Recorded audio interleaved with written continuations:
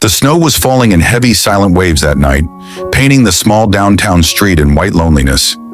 Ethan Hayes sat by the frosted cafe window, his untouched cup of coffee long gone cold. The lights inside were dimming. Chairs were being turned upside down, signaling closing time. Outside, winter howled through the empty roads. He had been waiting for over 4 hours now. His phone showed the same unanswered messages, the same silence that had stretched since sunset. Everyone else had left. The barista, the couples, the laughter. But he stayed. He had promised himself that this time he would not walk away too soon. If only he knew that fate was about to answer him in a way he'd never imagined. Before you continue, if you believe in kindness, second chances, and unexpected miracles, please take a moment to like, comment, share, and subscribe to our channel. Your support helps us bring more real, heart-touching stories to life.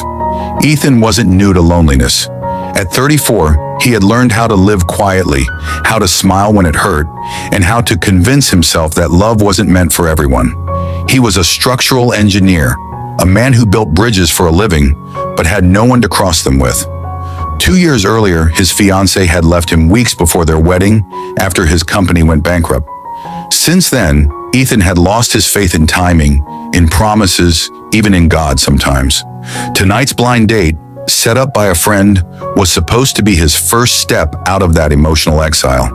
But now, as the snow grew heavier, it seemed even the universe wasn't ready for him to heal. When the cafe finally closed, Ethan stepped outside, pulling his coat tighter. The wind hit his face like shards of glass. The street was empty except for the dim yellow glow of a street lamp and a bus stop across the road. He sighed, staring at his watch once more. 11:47 p.m. The date was clearly not coming. He turned toward his car, ready to drive home to another silent apartment, when he heard it, a faint sound, like someone crying. At first, he thought it was just the wind. But then, near the corner by the bus stop, he saw her. A woman sitting on the frozen bench, her arms wrapped around a small child, pressed against her chest. The child's head rested beneath a torn gray scarf, and the woman's fingers were trembling as she tried to keep him warm. Ethan froze for a moment, unsure if what he was seeing was real. Then instinct took over. He crossed the street, his boots crunching through the snow. As he got closer, the scene became painfully clear. The woman's coat was thin, her shoes soaked through. Her face was pale, her lips quivering from the cold. She wasn't more than 30, maybe younger, and she looked exhausted beyond words. She looked up, startled, as Ethan stopped near her. Her eyes, tired yet filled with an unmistakable strength, met his. For a moment, neither spoke. He noticed how the boy in her arms couldn't be more than 6. Fast asleep despite the biting wind. Ethan could tell she hadn't planned to be here. Her story spilled out slowly between chattering teeth. Her name was Mia Turner, and the little boy was her son Liam. She had come downtown earlier that evening, hoping to collect her overdue paycheck from the diner she worked at. But when she arrived, the place had already closed early due to the snowstorm. With no bus running and her phone dead, she decided to wait at the stop, thinking maybe she could catch a late-night ride. Hours passed and the temperature kept dropping. She didn't have enough money for a cab, and her small apartment was miles away. Ethan didn't hesitate. He offered to take her home, but she refused at first, hesitant, afraid, and too proud to accept help from a stranger. He understood that pride. He had worn it himself many times before, pretending everything was fine when it wasn't. So he didn't insist. Instead, he simply removed his coat and wrapped it around her shoulders. When she saw the sincerity in his eyes, something in her defenses softened. They reached his car, and Ethan turned on the heater full blast. As the warmth filled the space, Liam stirred and mumbled sleepily, "Mommy, it's warm now." That one innocent line broke Ethan's heart a little. It wasn't just the cold this little family had been fighting.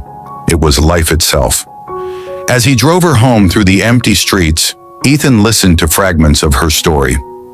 Mia had once been a teacher's assistant, married young to a man who left shortly after Liam's birth. Since then, she had worked every small job she could find. Cleaning, waitressing, anything to keep a roof over their heads. Tonight, she hadn't eaten since morning, saving the last piece of bread for her son. Ethan glanced at her from the corner of his eye and saw a woman who had been beaten down by life but refused to surrender.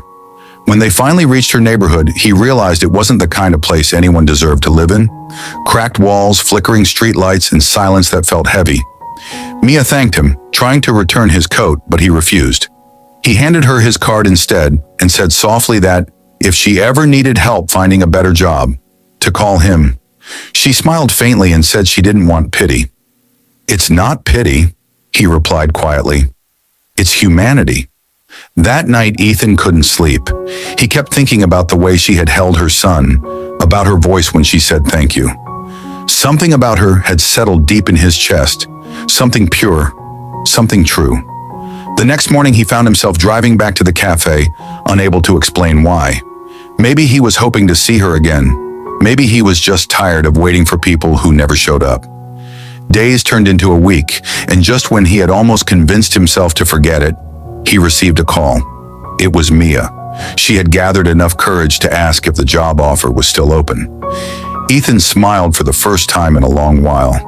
He arranged a position for her at a local office that needed an assistant, a small gesture that changed everything. Over the next months, they saw each other often, sometimes over coffee, sometimes at the park where Liam played. Mia laughed more now, and Ethan found that her laughter healed something broken inside him. He taught Liam how to build small toy bridges out of sticks and cardboard, and the boy called him Mr. Ethan. It was the first time anyone had said his name with such innocent affection in years.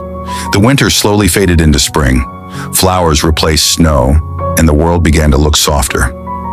Ethan realized one evening, as they sat by the same cafe window where he had once waited alone, that life had given him more than he ever asked for. He hadn't found his blind date that night. He had found something better. He had found purpose. He had found family. But fate wasn't done testing them. One evening, Mia didn't show up for their usual walk. Hours later, Ethan got a call from the hospital. She had collapsed at work due to exhaustion and malnutrition. When he reached her, she was lying pale against white sheets, her eyes half open. She tried to smile, whispering that she just needed rest. Ethan sat beside her, holding her hand as tears burned his eyes. He realized how fragile she truly was, how hard she had been fighting to appear strong.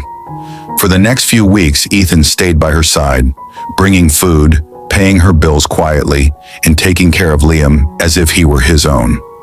The boy once asked him, "Mr. Ethan, are you my dad now?" Ethan paused, then smiled. "Not yet, buddy," he whispered, "but I'll always be here." By summer, Mia had recovered. Her health returned, but more importantly, her faith did too. She often told Ethan she didn't understand why he helped her.